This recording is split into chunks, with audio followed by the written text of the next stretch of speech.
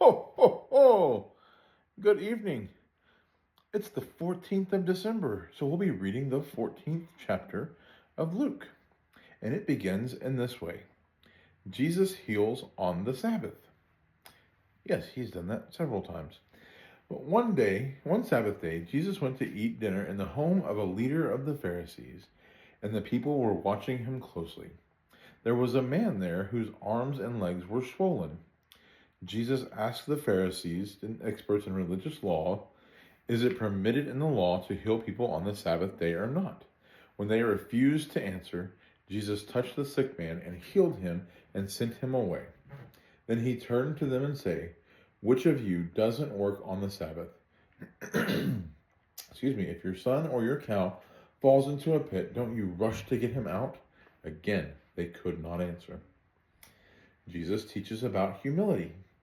When Jesus noticed that all who had come to dinner were trying to sit in the seats of honor near the head of the table, he gave them this advice: "And when you are invited to a wedding feast, don't sit in the seat of honor. What if someone who is more distinguished than you has also been invited?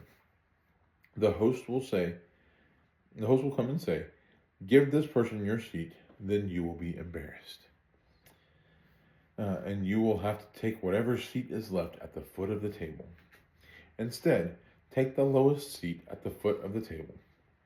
Then, when the host sees you, he will come and say, 'Friend, we have a better place for you.' Then you will be honored in front of all the other guests. For those who exalt themselves will be humbled, and those who humble themselves will be exalted." Then he turned to his host. "When you put on a luncheon or banquet," he said, "don't invite your friends, brothers, relatives, and rich neighbors, for they will invite you back, and that will be your only reward. Instead, invite the poor, the crippled, the lame, and the blind. Excuse me. Then at the resurrection of the righteous, God will reward you for inviting those who could not repay you." Parable of the Great Feast. Hearing this, a man sitting at the table with Jesus exclaimed, "What a blessing it will be to attend a banquet in the kingdom of God." Jesus replied with this story: A man prepared a great feast and sent out many invitations. When the banquet was ready, he sent his servant to tell the guests, "Come, the banquet is ready." But they all began making excuses. One said, "I have just bought a field and must inspect it. Please excuse me." Another said, "I have just bought 5 pairs of oxen and I want to try them out. Please excuse me." Uh,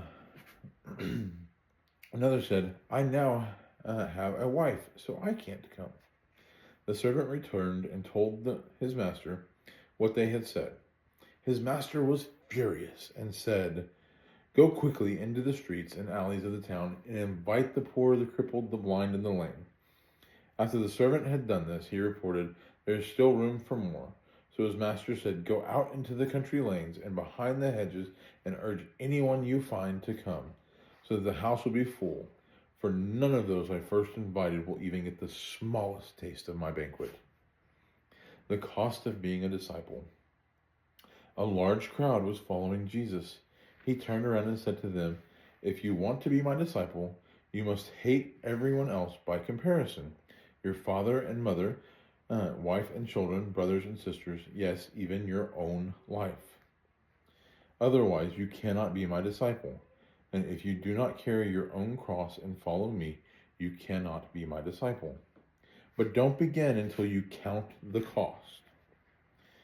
For who would begin construction of a building without first calculating the cost to see if there is enough money to finish it?